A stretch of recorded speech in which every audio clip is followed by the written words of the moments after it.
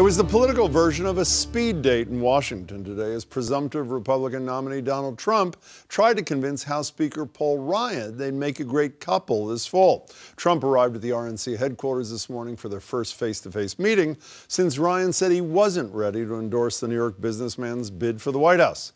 After the meeting, Ryan was optimistic they could ultimately find common ground. There will be different Republicans that have different views on various policy ideas. The question is, can we unify on common core principles that make our party, and by the way, the principles that built this country? That's the big question. Can the GOP rank and file as well as party leaders all get on the same page? As you'll hear here, there are some major differences. Donald J. Trump is calling for a total and complete shutdown of Muslims entering the United States. What was proposed yesterday is not what this party stands for, and more importantly, it's not what this country stands for. We need, Jeb, to build a wall. We need to keep illegals out. I take it you don't advocate rounding up 11 million illegal immigrants and deporting them. I do not. That's not going to happen while you're Speaker of the House. I can't imagine how it could happen. We got Social Security that's going to be destroyed if somebody like me doesn't bring money into the country. All these other people want to cut the hell out of it. Very modest increases in the retirement age would be phased in over the next century.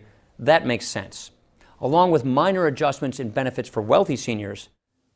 Come on, that was then, this is now. Joining me tonight to discuss all this are Carlos Diaz-Rosio, lecturer on government at Harvard University. Carlos, good to see you again. Yeah. Scott Lehigh, longtime political columnist for the Boston Globe. Scott, good to see you. So I know you're a cynic about all this stuff, but this Trump-Ryan rapprochement, does it matter, or your view is nothing matters?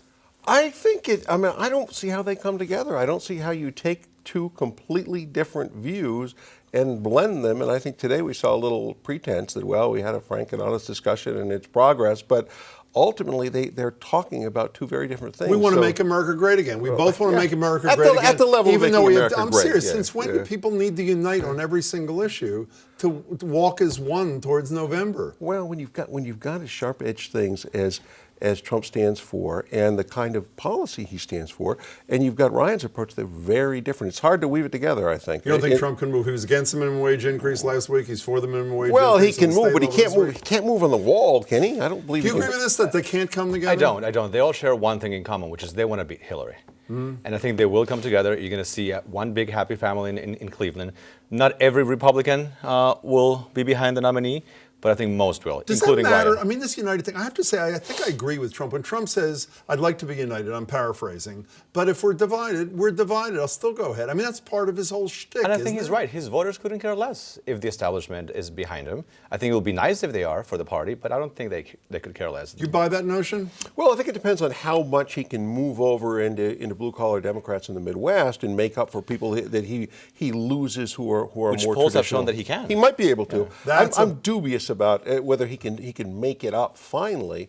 But I mean, if you have a lot of Republicans who go the Mitt Romney way and say, I'm staying home and not interested in this guy, he's not a true conservative, then I think he's got a problem. Perfect segue, what you said a couple of minutes ago. You've written the GOP apocalypse is upon us. He'll fall seriously short, but you cover your behind by saying he may be tied in some polls at some point. However, let me show those polls. Those are some of those states: Florida, Ohio, and Pennsylvania. You've seen this Quinnipiac poll a couple days ago, all within the margin of error. John King says every night on CNN, in the industrial Midwest, on issues of the economy, Trump's got a 25-point lead over Hillary Clinton. You don't buy the notion that this will at least be a close election?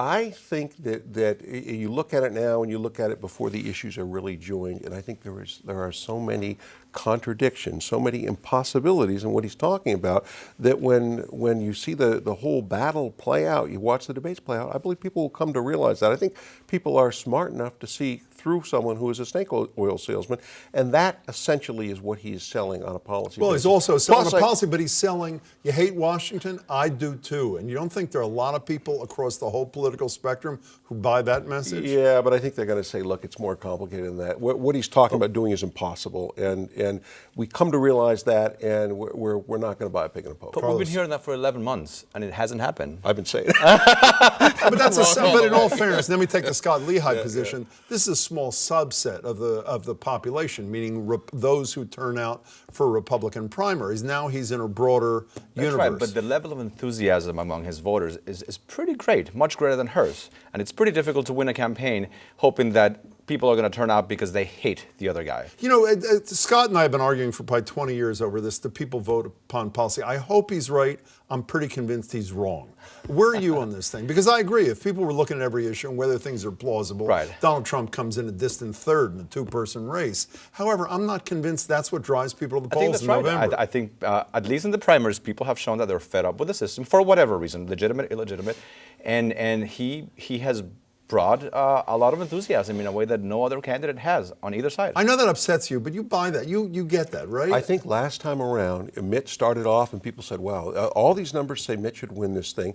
He had a bunch of proposals. One of the things I think really hurt him when people said, look, it's impossible for Mitt to do what he says he's going to do on the budget without eviscerating programs you care about. But that was there a ever major candidate hit. more unlike Donald Trump than Mitt Romney? But the same thing is true with Donald. He cannot offer these gargantuan tax cuts he's talking about without gutting things that people care about. And that will become obvious, I Okay, believe. you got to answer another question for me. I can't figure out why Elizabeth Warren is essentially spending day and night on Twitter. Here's the most recent stuff from yesterday. This is Trump and Warren going back and forth. Goofy Elizabeth Warren has been one of the least effective senators in the entire U.S. She's done nothing. Warren, we get it, Trump. When a woman stands up to you, you're going to call her a best case, hormonal, ugly, etc. What is this about? What is she up to? I believe she thinks that if she can draw him into something of a schoolyard brawl and get him to say stupid things, he looks less presidential, and she's willing to engage him on that. Is that for the good of the level. country, for Hillary Clinton, for herself? Who's it for? I think she believes it's for the good of the Democrats. It sort of taints him a little bit with the mature vote, and she's willing to mix it up. I think also as a partisan. She's quite a partisan, obviously, and I think she likes to. It reifies her in some way. Is to there be any out there personal attacking agenda him. there? You got me. I don't. It's not her vice presidential I resume? do not buy the idea that she wants to run nationally. I just don't think it. What do you think is behind this? I think every time somebody has gone after Donald Trump on a personal level, that's the end for them. So I think this is not wise for her at all. Not wise for Elizabeth Warren? At all. And why do you think she is doing? I mean, she's a pretty smart person, by the way, and she knows very what smart. happened to the other 16 Absolutely. Republicans. So Absolutely. what do you think this is about? I think this is another example of him driving the conversation. Why is she doing this? Good question. I don't know. I don't think it makes sense for her to be doing this. He doesn't think that this has anything to do with vice presidential ambitions, even though we read in the last 24 hours Joe Biden, had he run, she was his pick, even though she was sort of playing hard to get. You don't think it has anything to do with that? From what I hear, like, the two of them are not on the best terms. So, it's difficult to pick somebody that you're not fond of. So I don't see that. But Johnson and Kennedy weren't that's exactly right. in love. So it's not like know? it's going to be the first time, right? It will be a double down gamble. But what does Elizabeth Warren really bring to Hillary that she doesn't already All of have? Bernie Sanders voters. Yes, but where are they going to go? They're not going to go to Well, they can Trump. stay at home. Well, they could stay Especially at home, young ones. but I think what he does is, what she does is she finds a candidate who probably, I would go with a Latino candidate. That makes sense. You kind of cement that voting bloc to the Democrats in a year when Trump has been hugely offensive to them. I just don't see Elizabeth Warren bringing that much. And frankly, she's a set-piece politician. She's not nimble or good on her feet. She's good when she attacks, lines it all up, gets it ready to go, but she doesn't. I mean, that's why she But despite that, she she's runs a good from the press choice, in obviously. Washington. Nice I don't to think see she's you, a good Carlos. choice. Pleasure. Good to see Scott, you it's again. Good to Thank see you. you too.